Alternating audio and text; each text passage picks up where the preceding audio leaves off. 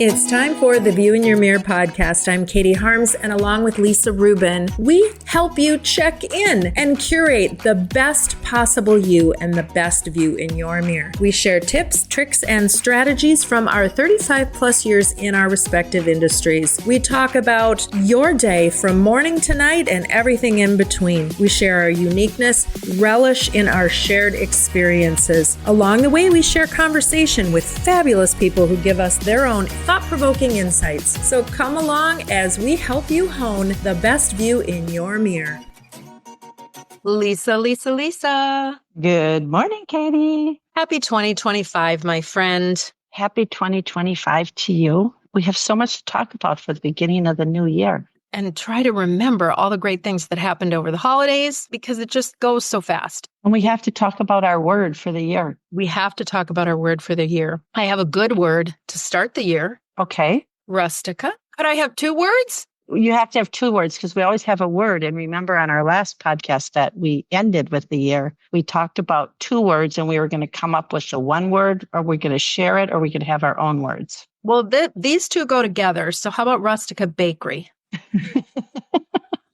Those two words go together. We are excited to welcome them back as our presenting sponsor. And we all know and love Rustica Bakery. They have two locations in Minneapolis, over by B'nai, I can never say it right, B'nai Mackay Sky. Thank you. And Southdale Center. And they are still serving their incredible coffee.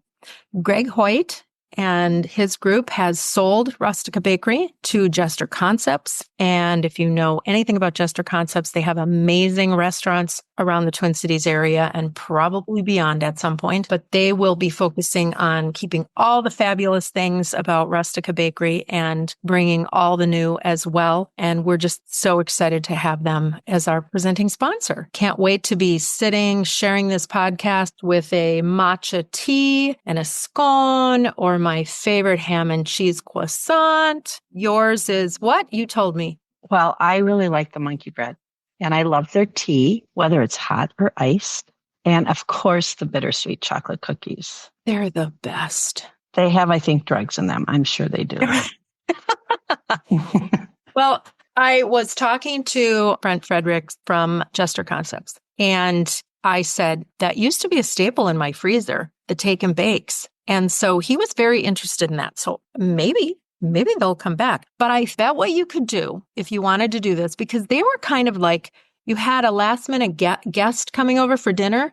I'd take one of those out and pop them in the oven and then throw a little scoop of ice cream or a little dollop of whipped cream on them for dessert. And they were to die for. I bet you could do that with the pre-made cookies. I bet you could keep some in the freezer and pop them out and just warm them up a little bit and do something similar. Or you could make an ice cream sandwich with cookies. It's the morning and you're making me very hungry.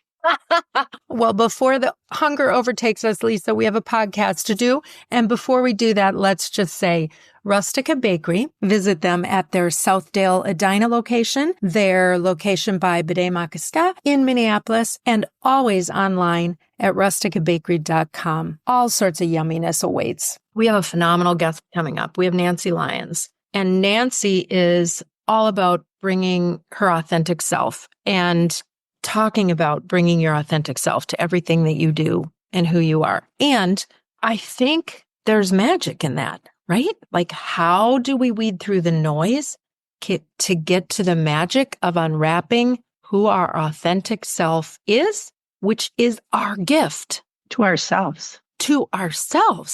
And then, because it's our gift to ourselves, and if we can embrace that, then isn't that what shows to everyone else? Oh, 100%. And I think that that's what life is. I mean, that's a work in progress on a day-to-day basis. Exactly. And when you think about it, you wake up in the morning and, you know, even if you live with somebody or live with family or whatnot, there is time that you spend, it's just you. And it's generally in front of the mirror. Very true, Katie. I mean, it depends where your mirrors are, right? Some people don't have a lot of mirrors because they don't want them. Some people put them in places so that they only go to the mirror when they want to see the mirror. And then some people have them everywhere. Interesting concept. It is. Think about where you place your mirrors in your house. Everybody should think I about know where I don't have a mirror. I don't have a mirror so that when I'm walking nude, I get that full length shot. No, Right. I don't want to see that. That's shocking. But a lot of people don't. Right? I think part of it is this. I think interesting that you're saying that. It's how do we embrace ourselves, right? And if we don't want to see ourselves in the mirror, why? I think that's something that requires some thinking about. I think it's shocking sometimes to see myself in the mirror. Only because, not because I think I look bad, because relatively speaking, I'm really happy with how I look. I think when I catch myself in the mirror and I'm not planning to look in the mirror and I see this version of myself that's much older than what my mind is telling me I am. And that's always, and I'm not saying that, I'm truly just saying like, oh my God, oh, okay, yeah, that's right. I am a grandma. And so then it makes me chuckle a little bit. It used to bother me. It used to be like, oh my God.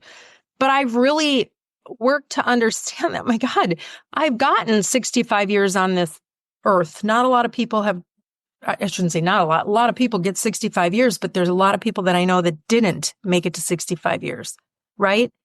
And so for each day, I have to tell myself, I get one more day.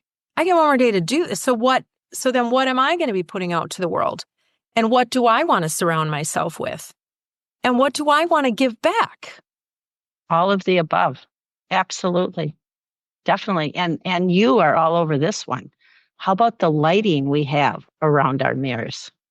Mm-hmm. Because if the lighting isn't good, Mm-hmm. it Then also I'm 75.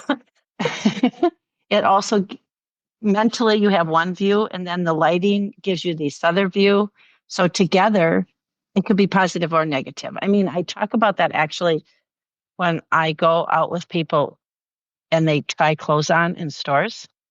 Because I'm in so many different stores, I know all their mirrors.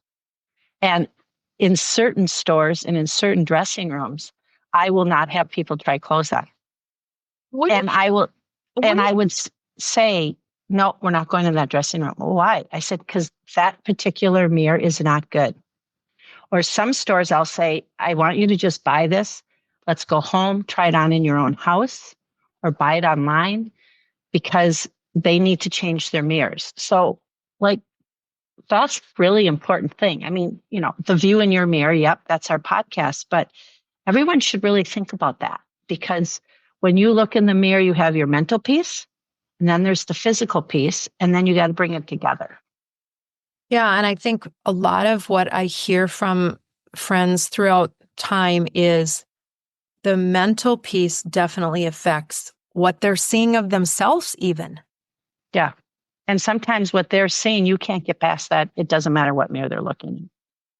And actually, people that have lost a tremendous amount of weight, that's one of the biggest obstacles I have with them is because when they look in the mirror, when they're trying their new clothes on, they don't see their new body. And it takes a long time to get there. And I have to explain that to them because they actually don't understand it because many of these people never wanted to look in the mirror. Lisa, how much is the judgment that's happening surrounding ourselves and what we think of ourselves, is that coming from others? I think it's a combination, but I actually think it starts with yourself and how you view yourself. I mean, flip it on a positive side. I have many clients who love their body, even if they have some weight to lose and they feel wonderful in the mirror. A lot of them use color to do that, not color. There's all these different things that happen. But who's determining that they have weight to lose if they're happy with themselves? The doctor. High blood pressure, high cholesterol, all of knee problems, they're told that they need to take off some weight. And who's the first person to find that out? Me. Sure. they tell me everything. They don't want to tell anyone else because they're safe with me, right? Right. So generally it comes from a blood test or it comes from an evaluation or a physical or something. Sure. Sure. Well, I think this year we talked about having a word, and then we talked about, well, maybe there'd be two words. I I I think I want one of the words to be authenticity. Oh, we're switching our word. That happens with you, Is Katie. that typical with me? Yeah. Okay. We're gonna Flexibility, maybe? Do you want flexibility as your word? Well, we had resilient. We had resilient. I like resilient. That was what we had when we ended our podcast for the year. Was one of the words we were going to go into 20 and 25 with, but resilient kind of falls into what we're talking about too. Resilient and authentic. Mm-hmm. Well, you have to be resilient to be authentic. If you're not resilient, I mean, to become authentic with yourself takes a lot of Resiliency. yeah. And you have to learn how to do that, which is why our podcast guest today is going to help with that. She sure is. She sure is. Nancy Lyons. Nancy Lyons, if I can find, I printed it out, so I made sure. Look at you. I know. I'm not surprised you printed it out. Are you surprised? You actually printed it out. Okay, so for 2025, I want everybody to know that Katie actually has something printed out at her desk while we're recording a podcast. That is on the top new things for 2025 for you. See, it is possible to learn new things, right? I want to take a little jab at learning how to be resilient or learning how to be authentic. I think, and maybe it's different for everybody, I think it's a pull the Band-Aid off and just be authentic and be resilient. I know, but everybody doesn't want to do that. Well, but you learn by doing. You do, Katie. But some people are just afraid because of their environment, because of so many different factors. Right. But they're not going to have somebody sitting on their shoulder or tapping them saying, okay, time to be resilient, time to be resilient. It all has to come from ourselves, right? I agree. It all has to come from. I think we need to talk to Nancy about this. I think we need to ask Nancy. I think we do too. I'm so excited to have her as our first guest for 2025. I can't tell you. Me too. Nancy Lyons, CEO and co-founder of Clockwork. She understands that humans are the hardest part of the work. She's been building teams and leading clients through culture changes and evolution for over 20 years by challenging people to harness the human side of business. With that under her belt, she's wide awake in the real world. She's been there, done that, and now she wants to help everyone activate their inner change maker by showing up different and controlling the one thing you can, yourself. She is the author of the Amazon best-selling Work Like a Boss, a kick-in-the-pants guide to finding and using your power at work, and a selection of past award titles, including Most Admired CEO, 100 People to Know, and Business Owner of the Year. And let me just say about her book, if you're thinking, oh my God, another book I need to read, this is a book that is more like a throw it in your purse, have it in your car, open it up and read a little bit of it on a here-there basis. It's digestible. It's well done. It gets you fired up just by reading a little bit here and there. It's one of those things where you don't have to commit to taking it all in and reading it for hours upon hours.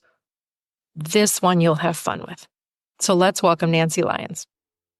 Nancy Lyons. Hello. Have you been sung into a podcast yet? I can't say that I have. I am so excited. So I saw you with Amanda Brinkman. Oh, yeah. That was the first time I ever saw you. Didn't meet you then. I was mildly excited to see you there. You filled in at the last minute, did an amazing job, right? Amazing. And you just resonated. And I thought, I got to learn more. I had already been following you on social media. I'll get to letting you talk at some point, I'm sure, on my long-winded introduction of you. But then I saw you at the Blaze Credit Union Oh, Bold Women event and accosted you there and said, please be on the podcast. And you said, sure, sure. And probably went, okay, got rid of her. And then we basically stalked you. But you said something at that at that presentation, and you started out by saying, how many in this room have been told they're a bit much or a lot or too much or something like that? And 85%, 90% of the room of women raised their hand. And I thought, my people, oh my God, I've met my people. And it was such a moment of recognition that I'm 65 years old and I didn't really realize this is something that has happened to most women in a room of possibility. mm-hmm. And that's what it felt like being in that room, was a room full of possibility. And you have built a career helping people look at possibility, but more than that, showing up as their authentic self. Thanks. I hope so.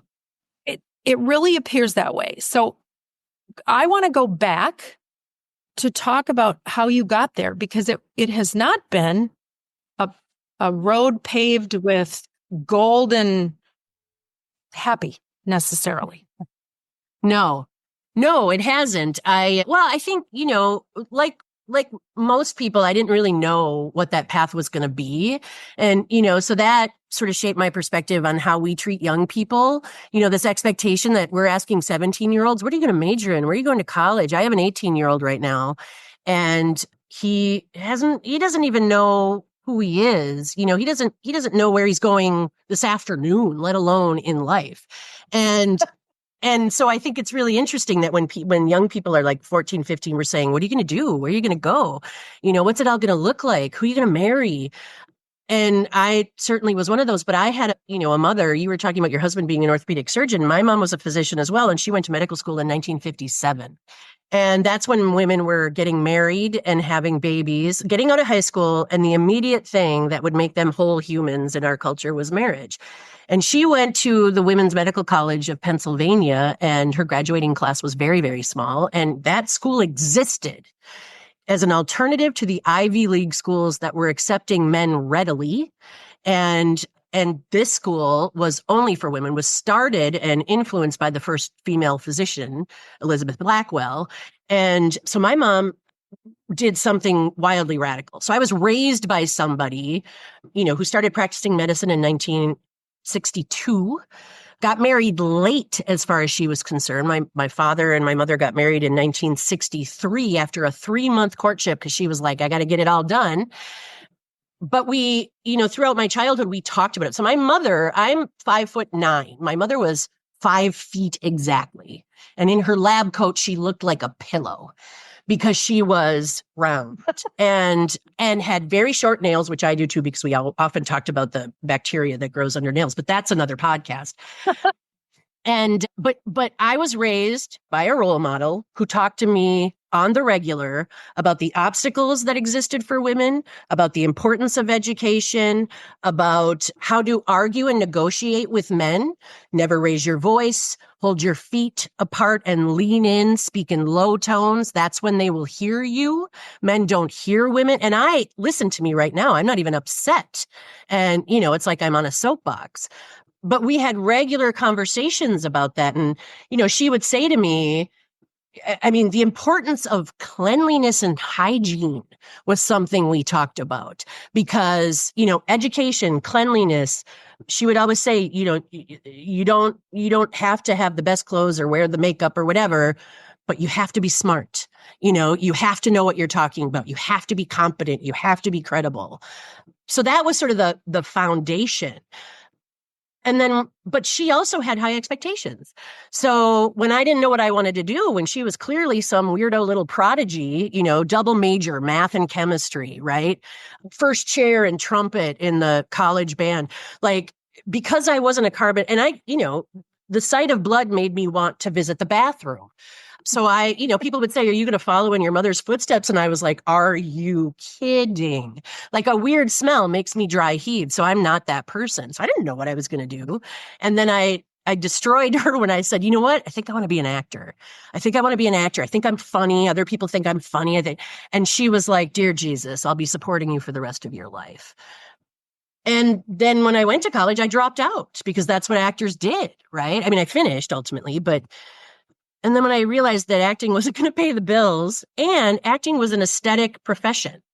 So this touches on some of the things we talked about before we started recording. But, it didn't matter that I was funny. What mattered is how I looked against the leading man that they were casting me against, or the character actor who was going to play the father when I was playing the mother. Did it look like I could eat him for lunch? If so, I probably wasn't the right person to cast as his wife. It didn't matter that I was funnier than the smaller, more demure woman. What mattered was I didn't look like that man would have picked me. And I think any actor goes into that space recognizing that rejection is a part of the deal, but the amount of rejection, not based on talent, but based on aesthetics, was more than my fragile little psyche could handle. And so that's when I started to explore technology as a path. And I was applying for jobs, and I was, I looked at video, and I looked at, this was the very, very early days of internet technologies. I was playing around with, a large PC, and I taught myself how to code. I started learning to hand code HTML. I started learning Perl, which nobody even uses anymore. It's a legacy language, and saw that there were no women in the space. And that's really the entree into that. And I did meet some remarkable men who saw me for the value I could bring, and not, and decided to give me a chance based on what they believed I could offer. But, the path to that was full of women who judged me because I didn't look like them or dress like them, was full of, these cultural expectations that were difficult. I waited a lot of tables. I attended a lot of bar. I worked dinner theater. I finished my degree because I had to. I stopped being a theater major. I did media studies. And that story is important to me because I don't think I'm alone. I think people gloss over their stories. They rewrite them so that they sound the way they're supposed to sound. I think, we don't often talk about the fact that nobody actually cares about where you went to school if you could actually do the work well. But, we overvalue the brand of education versus the substance of education in the same way that we overvalue the brand and appearance and presentation of humans versus the content of their character. And that was a lesson I learned early on. Do you think it's easier for people to do that because they're just in a pattern of doing it?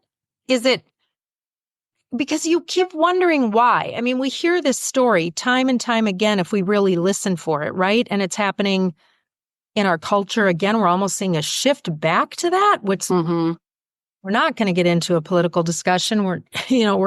But I think what we're seeing in the workforce and what we're seeing, it does matter. And so when you're fighting to be your authentic self, but you've got people in management who are understaffed and they're like, I just need the work to get done. I'm going to take the path of least resistance. Mm-hmm. Yeah. I mean, listen, I think humans are comfortable with routine. And, I often, when I give talks, especially to women, I often talk about, how change is hard. We all, those of us who have children, we know that when you have children, they tell you, oh God, don't deviate from their naps. Don't deviate from their feeding schedule. They'll eat you alive, right? The truth of the matter is all humans are like that. We maintain that as we grow. Like, where do you have your coffee in the morning? What do you do when you first get up? When do you do your workouts? What time do you eat? We like what we like when we like it. And technology has only enabled that instant gratification. And I think that what's happening right now is this tension between the known and the unknown. The future is unknown, and that makes us uncomfortable. So we lean into what we know, which is the past. And I think organizations are doing it, which is why there's this conflict between, is it hybrid? Is it Is it remote? Is it in the office? Do we collaborate better? Are we more creative? The truth of the matter is everybody's different. And we aren't talking about the right things when we talk about the future of work. We should be talking about how we work, not where. It's not where. We're changing, we're evolving. But I think even our, and again, you don't want to get into a political discussion, and neither do I, but I think our politics reflects our comfort with the past. But, my father is old, and he always talks about the good old days. And I say, when were those, Dad? When were those? Were those the Great Depression? Was that when, I think in that talk you referenced, the Blaze one, I talked about my grandmother. And my grandmother died at 97 years old and lived through her son disappearing in World War II and her finding him 3 years later, lived through her house being leveled by a tornado, lost children, took children in, adopted them. Her husband died in her arms. My mother was born with spina bifida, had tuberculosis at one point. My grandmother, dealt with poverty and the loss of children and more than one war. And when were the good old days? Was it in the Depression? Was it in the Vietnam era? When were the good old days? They literally never were. We've always had struggle. And I think what we should celebrate is resilience and new opportunity and evolution. But instead, what we want is for it to feel like it's literally never felt. And I think our political landscape reflects that. Let's go back to what it was. Well, what was that?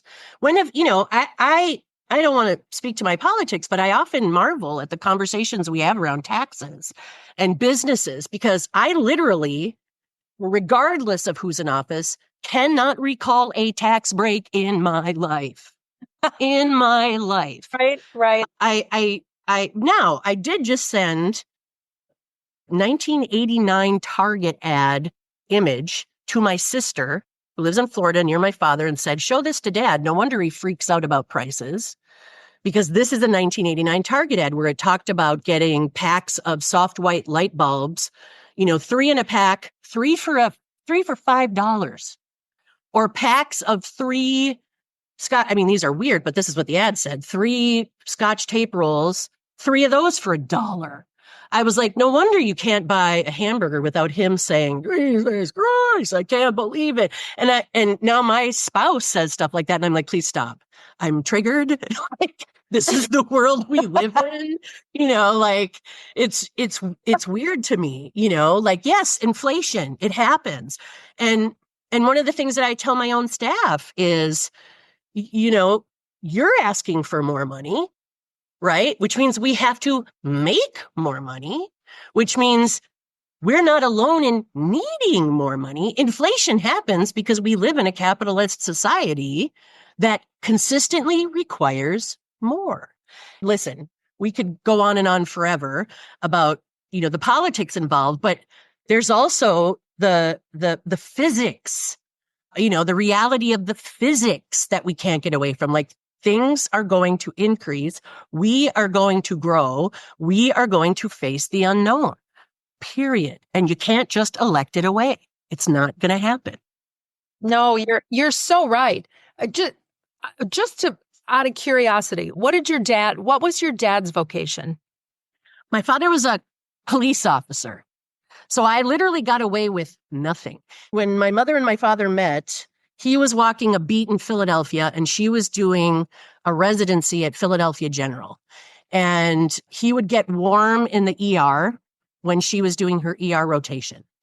And he asked about her. And my mother, like, if you think I'm gruff, my mom made me look like a pansy, like a lilac. So he asked her to go for coffee the first time. She was dating a doctor, and that was my grandma's dream. And for 2 doctors, like, holy Moses. And he thought he was cute or something. And he asked her out and he said, would you like to go get coffee with me? And she said, what the hell do I want your coffee for? They gave it to me for free in the hospital. That was her response to him. Awesome. Mm-hmm. And he, had been in the Army, came home, went to the police academy and became a police officer, didn't go to college. And he thought, well, she doesn't want anything to do with me because I'm not educated. I'm not who she is. And he lived When he came home, he lived in an apartment above a bar with his father. And my grandfather had been a merchant marine. So my dad knew poverty. In fact, my dad knew poverty, like abject poverty. When he grew up, he lived in inner city Philadelphia in a three-story, three room. So it was 3 floors, each a room with no plumbing. So he had to run across an alley to use an outhouse in the bitter cold in the middle of winter. And he thought they were fine. His mother's name was Stanley. She was left on a doorstep with an old couple at a church, and they had lost their son in the Spanish-American War, if you can believe this. So they named this baby girl after their son, Stanley. And my father was such a simple man that he says when he went, I don't know, get his marriage license, he said the first time he ever met a man named Stanley, he thought he was a fruit. But those are his exact words. He was like, he didn't realize that Stanley was a man's name. But his father was a merchant marine who would just sort of disappear. He would get a job down at the docks in Philadelphia because they lived right by the ports. And instead of calling home and saying, Stanley, I'm leaving, he would get on the boat and just send money home a month later. So nobody questioned, like, is he dead? So my father thought he wasn't good enough for my mother. But my mom grew up on a farm, a tiny little farmhouse thing in Lorain, Ohio, poor as shit. Her mom was a cook and her dad was a bus driver. And she was the youngest of 8 kids, and she was 13 years younger than the youngest, and none of them had gone to college either. And my grandmother didn't know she was pregnant. And I think this matters. Like, I love this story. I'm going to write it all someday. I love this story because it framed who I am. Because these are the attitudes that I was raised within, right? So we did well. I was raised with everything, but with very conscious humans. Disruptors. Right. Disruptors. Absolutely. Absolutely. And so disruptors from the word go. Yes. And my grandmother didn't know she was pregnant. She thought she was going into menopause. And when she found out she was pregnant, she was pissed. My grandfather was something like, I don't know, 15 years older than her. And he was 52 when my mother was born. And the legend is that she walked into Blake Nelson and said, you did this, you raise it. So my mother was raised with very, like, my mother had a tense, I adored my grandmother. We got along great. I named my son after my grandmother, not Ella, don't worry. But my mother adored her father, and he raised her like a man. And he would say to her, look at all these idiots, right? Look at these idiots. You don't want to be like that. And so my mother grew up like, all right, I'm going to do something different. I'm going to pursue a different path. And she saw the little local doctor from Lorain, Ohio, get respect from everybody. And she thought, I'm going to do that because this man is welcome into every home. He's welcome. He's part of everybody's family. He's respected no matter where he goes, and he's always useful. And that's what she decided to do, which I thought, it's kind of interesting. And so they're really common people. But her best friend in high school was the head of in medical school, was the head of pediatric radiology at NYU. Lived a totally different life. When I went to visit her, I visited her in a penthouse in New York, walked in the door and she was lovely. And her husband was a hedge fund guy. And, so my mother went to school on a sponsored scholarship by Grace Kelly's family, because the Kelly family was prominent in Philadelphia. And so she would be invited to tea. My common little tiny chubby mother would go to the Kelly family home for tea, where Grace Kelly was. And at the time, it was just before, like when she first met them, it was right around the princess time. But she knew her. My goodness. Wow. Isn't that crazy? No, but guess what? Like you say, this is why you are who you are. Yeah. And if you think I have no style, you should have met her. That woman, because she got blood on her all the time, She wore more polyester than should be legal on a single human being. Like, she was the farthest thing from flame retardant. She was like, you know why I wear it? Because I can throw it in the washer and get the blood out and go back to work. Because the last part of her career, she had a private practice and she was a medical director of the VAs and an adjunct professor at the University of Michigan. But when she ended her, but she was also on call every other night, every other weekend and delivering babies. When she ended her career, she spent 12 years in urgent care in the ER in Las Vegas after opening the VA facility there. She loved the ER. She loved it. And so she wanted to come home and throw her crappy little pants in the wash and get them clean. And so, and her hair was super short. My spouse would always say, when I was going to get my hair cut short, my spouse would say, oh God, please don't. Please don't. And I finally got her to admit why she didn't want me to. She's like, your mother. It was terrifying. And I'm like, I'm not going to look like my mom, for God's sake. But do you look like your mom or your dad? I look like my mother. You do. Okay. But she didn't try. You know what I mean? It just wasn't. My mother in her old age looked like my grandfather. It was kind of funny. And she was so upset when I came out. I was like, what the hell are you talking about? You're more of a lesbian than I'll ever be, for God's sake. Like, don't feel sorry for me. Feel sorry for Dad. I only say that because my father will never listen to a podcast in his life. He can't even hold his phone. So we're safe. Well, one of the things that I think is so incredible, and I don't think it happens in every family, Nancy, is that you have this history. People talked. They shared their stories. Mm-hmm. There's still not enough. There's still not, there are gaps that I don't know how I'm going to fill, but I'm going to fill them because I think it's worth telling. Do your best while your dad's still living. I will. Because that's incredible. And I love that you have embraced, because I think energetically everything, and I think it goes generationally, even those who have passed. Mm-hmm. Coming through, and they're still a part of you. And so, and that's part of it. If you don't work on your shit, you can't move forward any way you're looking at it. Say what you will about therapy, or that you've got to find a path through there to figure out who your authentic self is. Right.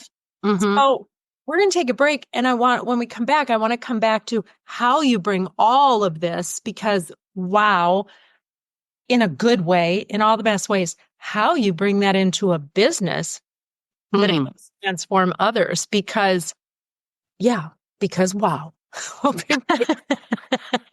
You are invited to make your way to a beautifully inventive and delightful store in the Galleria called Sweet Ivy. Becky Leffler's inspiration for the store comes from her vacations in Marco Island, where she relished in the sensory delights, intoxicating aromas, vivid colors, and exquisite products in the local gift shops. She has gone on to curate a beautiful selection of apparel, shoes, accessories, and gifts born of her love for unique products and her unwavering belief in her vision, brought to life and cared for by a fabulous staff. Feminine, chic, pieces that will elevate and stay in your wardrobe for years to come. Brands like Tyler Bow from Rhode Island, Spartina 449, and Magic Pants by Lise. Not to be forgotten is Littles by Sweet Ivy, their predominantly children's store and home to Barefoot Dreams, which you need to experience. Give yourself the gift of this store in the Galleria. Shop Sweet Ivy. ShopSweetIvy.com. We're back with Nancy Lyons. Nancy, I got this book from my daughter. That's awesome. Have you seen it? I haven't. A Bit Much, it's called, by Lindsay Rush. And it's little stories. It's little poems. Oh, that's great. I have to check it out. You will definitely have to check this. Yeah. It reminds me, when you were talking about the too much thing, my next book, or one of the book concepts I'm starting to flesh out, is about escaping the cult of conformity, which is really what, we all struggle with. Everybody wants to conform. That's the past, the confirmation. And it's a cult. You want to conform until you realize, no, I really don't want to conform. It's not serving you. It's not serving. So I want to get back to talking about how you serve, because really that's what you're doing with your business. It's in service to others.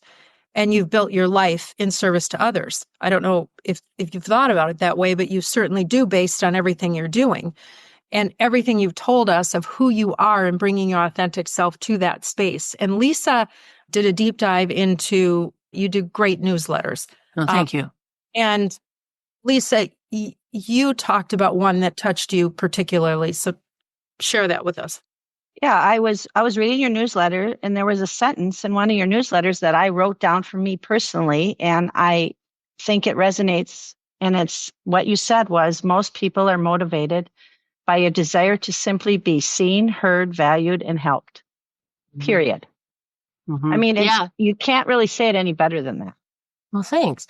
Yeah, I think it's true. And, as I mentioned to you, I don't think we live in a culture that does that well. We're very sort of self-serving and self-focused and narrow. And I think that's why there's tension and difficulty in relationships and organizations. And, we're so focused on the number, on the dollars, on the growth and we're so focused on keeping up with the Joneses because you think, how does that translate to home? Well, do I have the house do I have the, I need to remodel my bathroom. And what does that mean? It means I don't have people over for dinner. Isn't that weird? It's like, it's weird to me in fact, that just occurred to me. Like, I'm not entertaining people because, the bathroom needs to be done, right? The main floor bathroom needs to be done. That's bizarre. I'm sacrificing friendship and community and learning and curiosity because I feel like my bathroom doesn't meet the standards that whose. So many people. I mean, it is amazing to me. And you know what? We're happy that we could help work you through that so that now we're expecting the invitation. There you go. There you go. Yeah. I want to go to the bathroom in the old bathroom before you break it down. Who's a good friend of mine is Martha Dayton, the interior designer. Do you know Martha? Yes. I adore Martha. And she always says, you don't invite me over. I'm like, I will never invite you over, Martha. I am never going to invite you over to my house. Like, I can't do it. Like, are you kidding me? And she's like, I don't care about that stuff. That's my job. And she's right. She's right. Well, I know Martha's heart. You're judging Martha on her. I am. So I'm projecting my own garbage. There's the funny part is because what I do for a living, right? Mm-hmm, mm-hmm.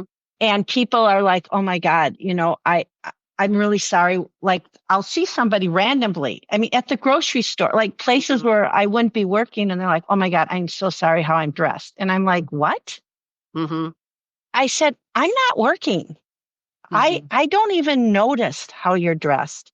As a matter of fact, when I get up in the morning to get ready for my day, if I'm not working, mm-hmm. I have sweat clothes on. I have my hair in a ponytail. Like, when I work, I work. And when I don't, I don't. Mm-hmm. And I think people are constantly doing that to themselves. Mm-hmm. Yeah. I often say if I could live the rest of my life, and I'm sorry, Lisa, if I could live the rest of my life in cargo shorts and a t-shirt, I would. Like, the idea that I have to give any energy to the package is stressful to me. And I don't think I'm alone. I just don't think we talk about it enough. Sarah Edwards is a friend of mine. Yes, and on the podcast later this month.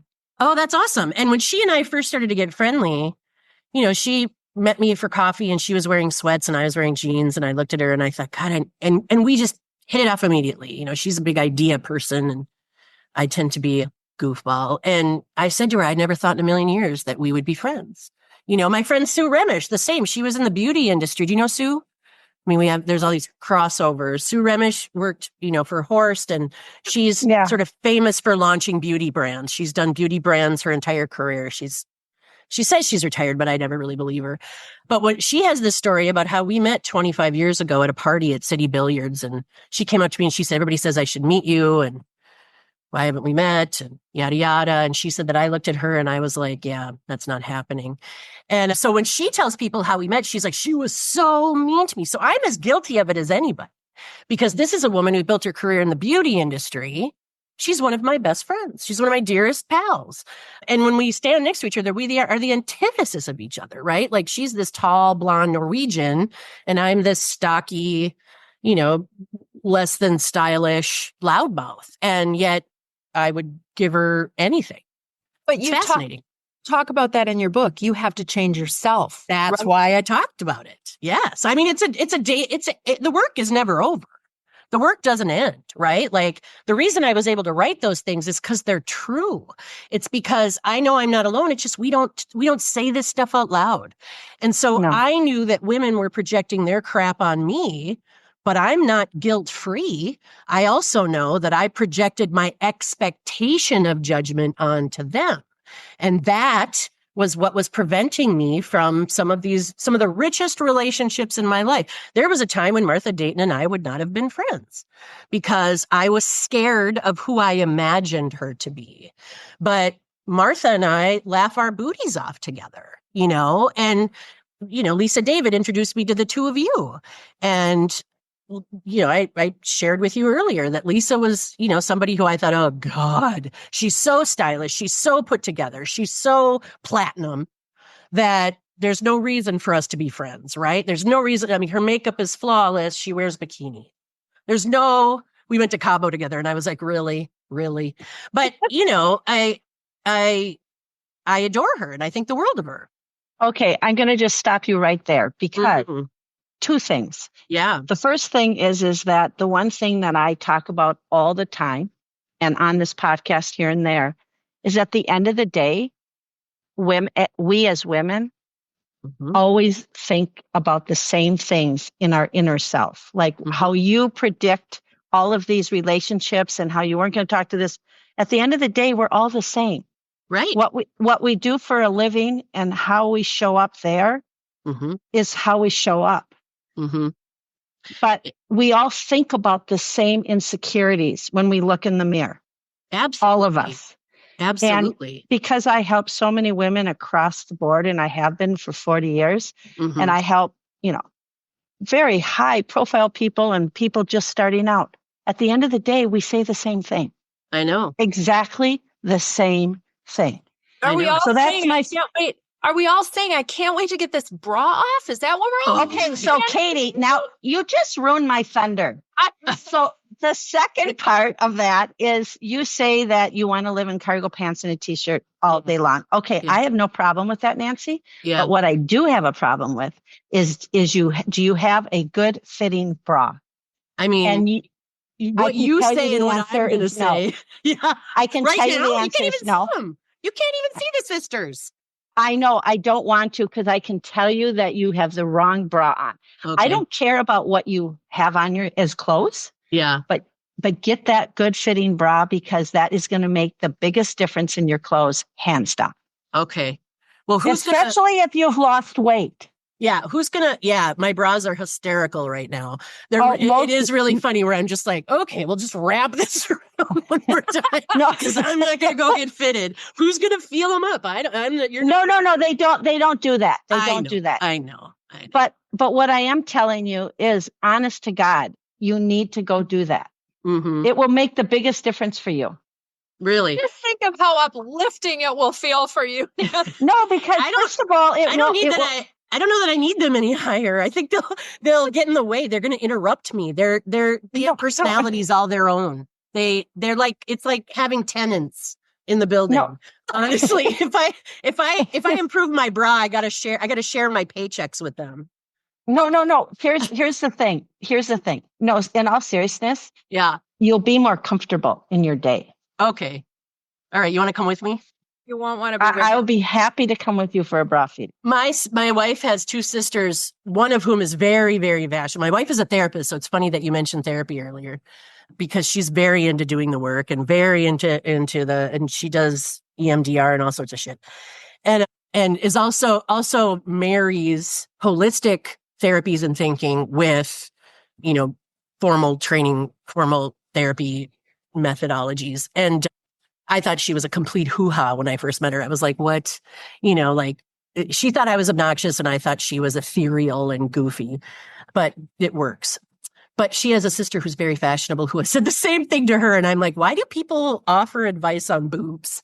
Where's the unsolicited boob advice come from? But I recognize what you're saying. I just have, I don't know. The boob thing that's a thing. Well, but here's the deal. Facing. I mean, let's face it. Yeah. It's the first thing people see. They walk through the door before I do. That is true. But as we age and stuff, And our bodies change, and you've lost weight, and they're basically right around my knees.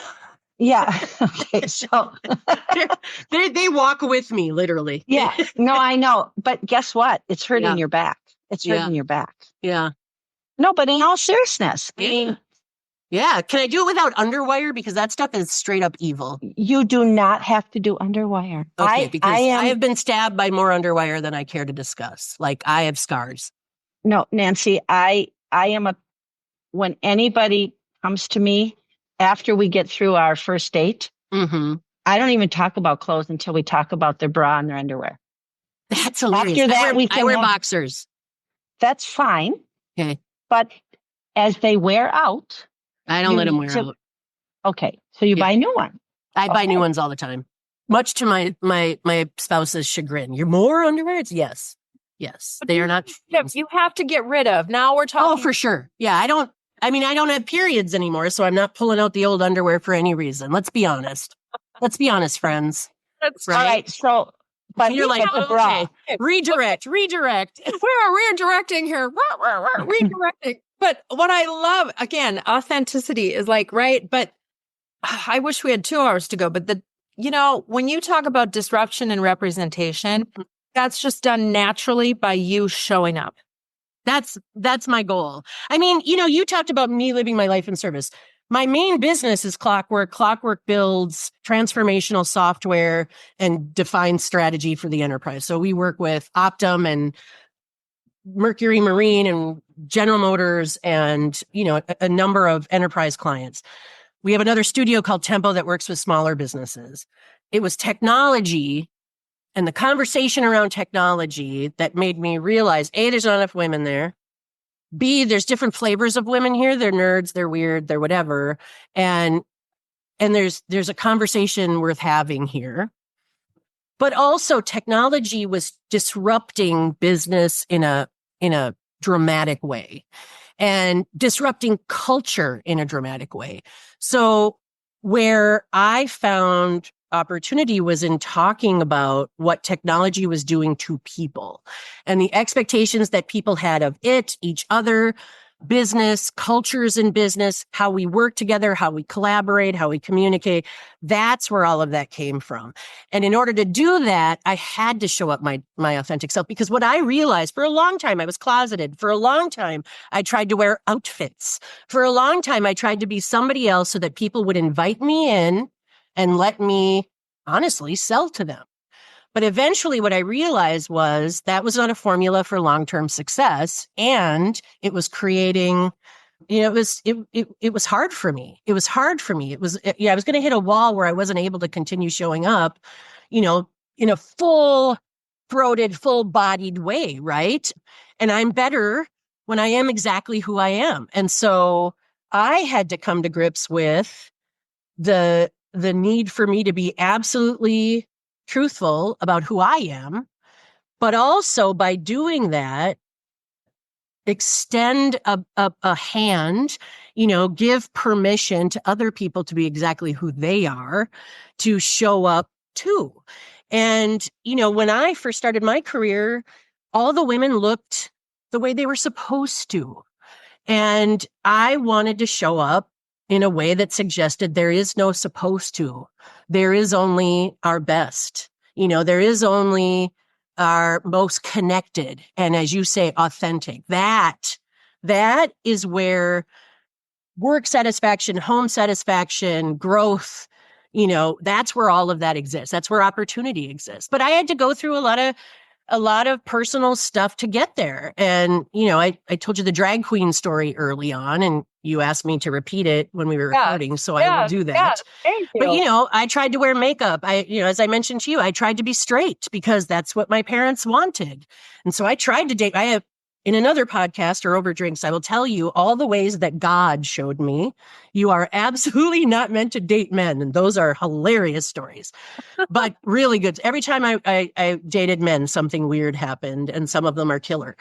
But I waited a lot of tables, as I mentioned, and attended a lot of bar. And I was waiting tables at Chi-Chi's in City Center, which I talk about in the book. And I talk about some of my best friends having come from that job. They're all executives now. They're all, one's an attorney who works for the SEC. One's a technology executive in a voice over IP company. One's a professor at a university, very accomplished humans. We all worked this crappy job at Chi-Chi's in City Center, where we actually had a section of tables that we called Flasher, because it was right on Hennepin Avenue. And the unhoused folks would come up to the window to groom themselves in the reflection. So they would stand by tables of people eating Mexican food, eating their chimichangas, and do this, comb their hair, open up to their toiletries. I mean, it was a crazy place to work. But we also had people who hung out at the gay 90s or worked at the gay 90s. We had a couple of people who were drag queens when they weren't waiting tables. And one in particular, his name was Brian. I got off before the rest of my friends. We were all going to go clubbing that night. I went and dressed in my feminine best and put on my makeup as I thought I had to, and was sitting in the waiting area, waiting for my friends to get done working. And Brian, the drag queen, who was not in drag attire at that moment, he was in his uniform, walked by me, spun around and said, "Girl, are you wearing eyeliner and mascara?" And I said, "Yeah, I am." And he said, "Don't ever do that again." And as I said to you earlier, that was life advice that I took to heart. And unless I was on a stage, I never did it again. I feel like drag queens probably know what they're talking about. And that was part of the, we all learn from other people, right? You never know where the lessons are going to come from. So if you're open to those lessons, and that's the thing, I'm sitting here struck by the fact that you have extremely successful business, and then you have this whole other part of you speaking and engaging and all of that, which is woven in there so beautifully. But within the business, right, the business is not going to survive unless you're making money and paying the bills and keeping the lights on and all of that. So you've managed to show for long-term sustainability that you can take this model of letting people show up as their authentic self, work in this environment where they probably give you 200% as opposed to 100% because they're in such a good spot and you're successful. So the model of business that is, you have to do it this way and you have to be this and you have to show this is complete BS because you've proven. Yeah, we call what we do people first as a business strategy. And I mean, even yesterday I was having a one-on-one with a person on one of our teams. And one of the things I had to say to her was, don't be afraid. Like, you don't have to be afraid. You're not working for people who are going to fire you for a mistake. Mistakes are growth. And, I believe, capitalism is a system that we have to operate within. We can change it, and change happens incrementally. It's not going to happen tomorrow. That doesn't mean I'm a socialist. I just mean we don't have to be so hard on people to make good livings. But I'm just not going to compete with everybody else. I'm not interested in running a race to see who can be the best capitalist. How about that? Because I believe that when we take care of each other, we are taking care of ourselves. And that is really the philosophy. And when I do my talks in corporate environments, I'm often talking about how the people we work with are our frontline customers. We have a lot of conversations about customer journeys and customer experience, but if our people aren't happy, we cannot expect our customers to be happy. If our people don't feel connected to the purpose of the business, we can't expect that the business has purpose because they are it. And we've always lived that way. And that means that some years are not as great for me personally, for ownership personally. That means, that some years we're more conservative than maybe other organizations. That means that like I told you, I'll never do a Fast 50. I'll never do the Inc. 5000. I'm not interested. I'm fine being the tortoise. I don't need to be the hare because we're successful on our own terms. And that, in the 90s, when I first started in technology and moved into a leadership role pretty quickly in an organization, I had a magazine writer doing a story on our company, and they asked me, "What do you want your legacy to be?" And I said, "Well, it sure as heck isn't going to be software. It's going to be how I made people feel." Now, I didn't say that first. Maya Angelou did, but I had a conversation with somebody yesterday. There are people in the world who don't like me, but there's nobody in the world, and I'm confident of this, who's going to say I'm a shitty person. And if I die and I feel confident in that, that's success in my book. Nobody can ever say I'm a shitty person. They can say they don't like me. I'm a loudmouth. My opinions don't vibe with theirs, whatever. And Mel Robbins, God, I wish I would have had the smarts to get ahead of her and say, let them first, because she's right. People don't like you. Let them. People have they don't like how you present. Let them. They don't like your bra. Let them. I can't change how people feel about me, but I can change how people feel about themselves simply by seeing them and hearing them and valuing them. And in the few moments that we hang together, making them feel heard. Amen, sister. And we all have that power. It's not unique to me. And the back part of Mel Robbins too is then let you. Yeah. Yeah. Mm-hmm. And how we learn to let ourselves, mm-hmm. which really does. You were original to that thought. I hope. I mean, yeah, I hope. Yeah. I think it resonates with us and why we've wanted to have you on for so long too, because we've wanted to do this our way. We don't want to buy viewership or listenership, I should say. We want to organically grow because we want people to hear from all sorts of opinions. Mm-hmm. And then be able to use that to say, I'm okay. I'm okay. Mm-hmm.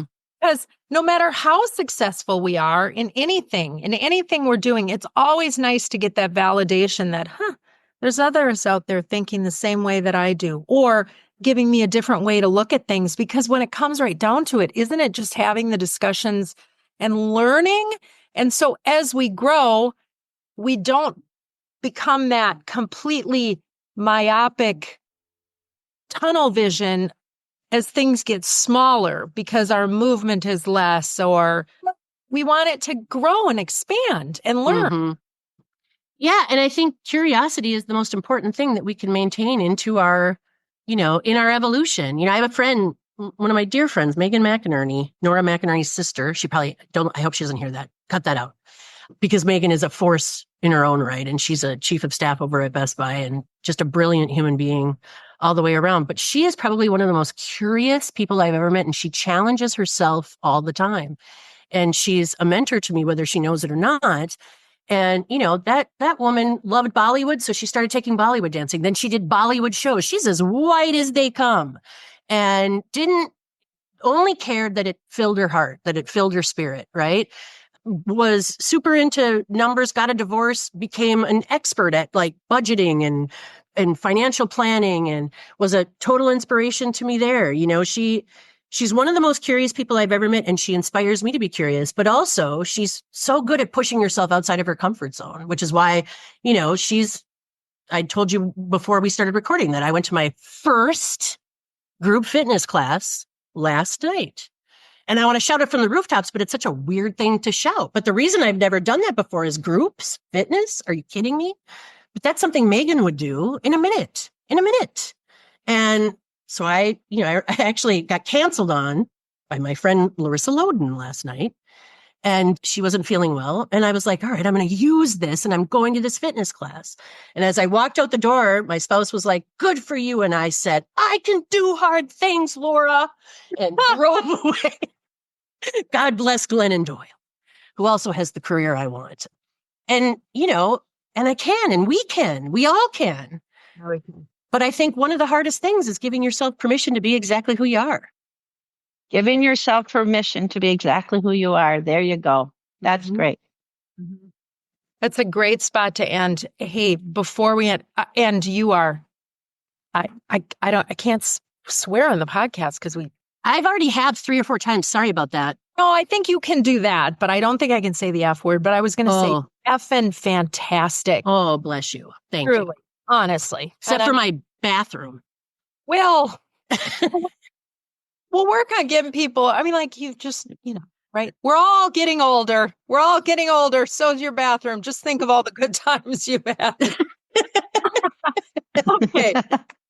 Okay, then. Okie dokie, then. Okie dokie. Tell us about your nonprofit. We like to do a nonprofit spotlight every time we come on here, and I'm so verklempt that I don't have it sitting in front of me. So you're gonna have to give it to me. Oh, sure. It's Family Equality, and it can be found at familyequality.org. Family Equality is a 45-year-old organization that it's the largest advocacy group for LGBTQ plus families and those that want to form them. We work across the country on passing and contributing to legislation that promotes lived and legal equality for LGBTQ plus families. We sued the state of Mississippi to get rid of the last adoption ban in a state constitution for same gender families. My wife and I have an 18-year-old son who's our pride and joy, but it took us 9 years to get to him. We also contributed the amicus brief to the Supreme Court hearing for marriage, and Justice Kennedy cited it when he cast his swing vote. He talked about Family Equality's amicus brief that basically said we cannot make some children's families more valuable than others. Like, we called it the Voices of Children brief. But Family Equality works tirelessly every day to ensure that, frankly, we sued the state of Florida over their Don't Say Gay ban because there were children who were going to schools. The schools were asking for pictures of their families, and they weren't able to bring the pictures to school or talk about the truth about their families. And we sued them. And while we can't call it a win, we can call it a settlement. And now kids can say gay in the state of Florida. So, I believe that all humans are good and valuable because they were born, not because we decide it. And Family Equality lives those values, and we work to connect and create community, and we do programming to bring queer families together. We hold the largest gathering of queer families in the world in Provincetown, Massachusetts, every summer. We had a great event here in the Midwest not too long ago, and I have been on that board for going on, almost 15 years. I rolled off and rolled immediately back on. I've been the board chair, the vice chair, I'm chair emeritus.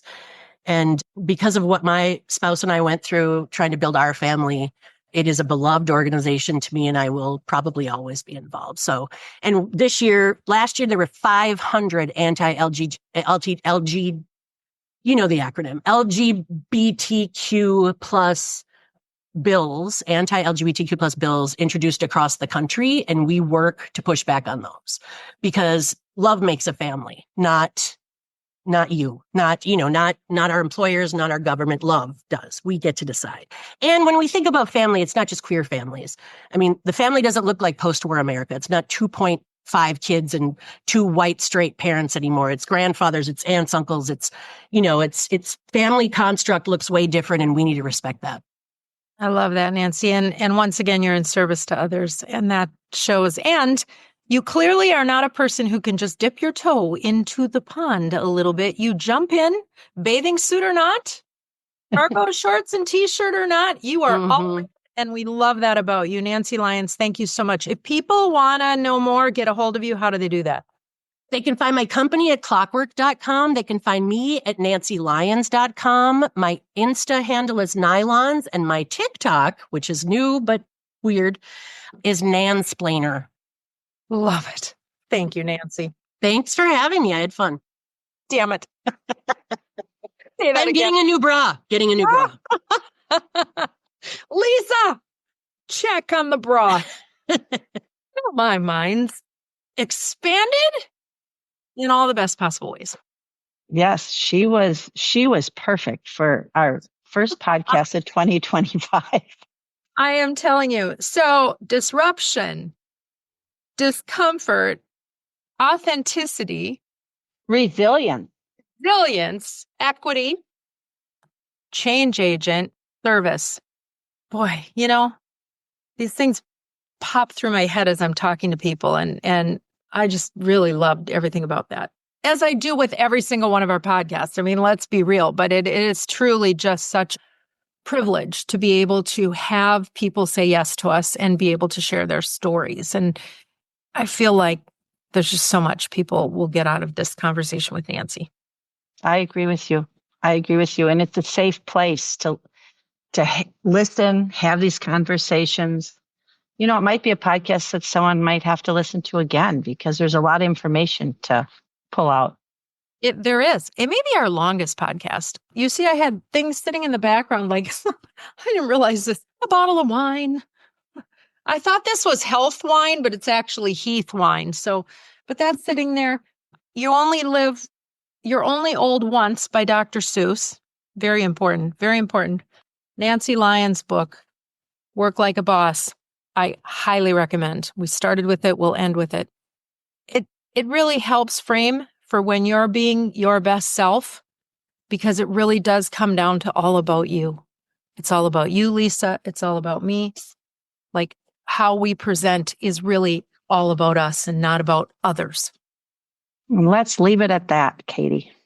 Yes, that, and to let people know that if they want more information on us, go to theviewinyourmirror.com. And thank you for being here. Until next time.